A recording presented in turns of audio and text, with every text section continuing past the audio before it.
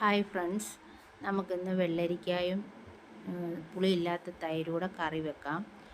അതിനായിട്ട് വെള്ളരിക്ക അരിഞ്ഞ് മഞ്ഞൾപ്പൊടി, ഉപ്പും വെള്ളവും ചേർത്ത് വേവിക്കാൻ വെക്കാം.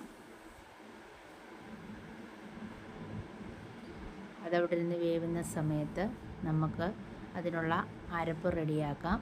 അതിനായിട്ട് തേങ്ങ മിക്സിയുടെ ജാറിലോട്ടിട്ട് നല്ല ജീരകം, അല്പം വെള്ളം ഒഴിച്ച് ചുമന്നുള്ളി ഇട്ട് മഞ്ഞൾപ്പൊടി ഇട്ട് നല്ല പേസ്റ്റ് പോലെ അരച്ചെടുക്കാം. അതിലോട്ട് പുളിയില്ലാത്ത തൈരിട്ട് കൊടുക്കാം. ഞാനിപ്പോൾ ഒരു 4-5 സ്പൂൺ തൈരിട്ട് കൊടുത്തിട്ടുണ്ട്. അത് ആ അരപ്പിനകത്തോട്ട് ഒഴിച്ച് ഒന്നുകൂടെ ഒന്ന് അരച്ചെടുക്കാം. അതിനുശേഷം നമുക്കത് ആ വെന്തിരിക്കുന്ന വെള്ളരിക്കായിലോട്ട് ഒഴിച്ച് കൊടുക്കാം. അതിലോട്ട് ആ മിക്സിയുടെ ജാറിലോട്ടുള്ള തന്നെ ഇച്ചിരി വെള്ളം ഒഴിച്ച് അത് ഒഴിച്ച് കൊടുത്ത് നല്ലപോലെ ഇളക്കി ഒരു തിള വരുന്നിടം വരെ ഇളക്കി കൊടുക്കാം.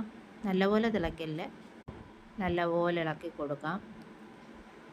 അത് വാങ്ങി വെച്ചതിന് ശേഷം ഒരു ചീനിച്ചട്ടി വെച്ച് അതിലോട്ട് വെളിച്ചെണ്ണ ഒഴിച്ച് കൊടുക്കാം. വെളിച്ചെണ്ണ നല്ലപോലെ ചൂടായി വരുമ്പോൾ അതിലോട്ട് കടുക് ഇട്ട് കൊടുക്കാം. കടുക് പൊട്ടി വരുമ്പോൾ വറ്റൽമുളകും ചുമന്നുള്ളിയും കറിവേപ്പിലയും ഇട്ട് നല്ലതുപോലെ ചുമക്ക മൂത്ത് വരുമ്പോൾ കറിവേപ്പില ഇട്ട് കൊടുക്കാം. അത് നല്ലപോലെ ഇളക്കി മൂത്ത് വരുമ്പോൾ അല്പം മുളക് പൊടി ഇട്ട് കൊടുക്കണം. അതിപ്പം തീ ഓഫ് ചെയ്തിട്ടാണ് ഞാൻ ഇടുന്നത്, അല്ലെ കരിഞ്ഞു പോകും. അത് ഈ ഉള്ളിയെല്ലാം മൂത്ത് വരുമ്പോൾ തീ ഓഫ് ചെയ്ത് വെച്ചിട്ട് മുളക് പൊടി ഇടാവും, അല്ലെ മുളക് പൊടി കരിഞ്ഞു പോകും.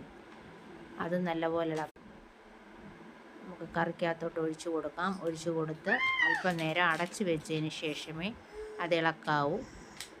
അപ്പോൾ നല്ലൊരു മണമായിരിക്കും. സ്വാദിഷ്ടമായ വെള്ളരിക്ക തൈര് കറി റെഡി. ചോറിൻ്റെ കൂടെ കഴിക്കാൻ. ഇഷ്ടപ്പെട്ടാൽ ലൈക്ക് ചെയ്യണം, സബ്സ്ക്രൈബ് ചെയ്യണം, ബെൽ ബട്ടൺ അമർത്തണം. Thank U.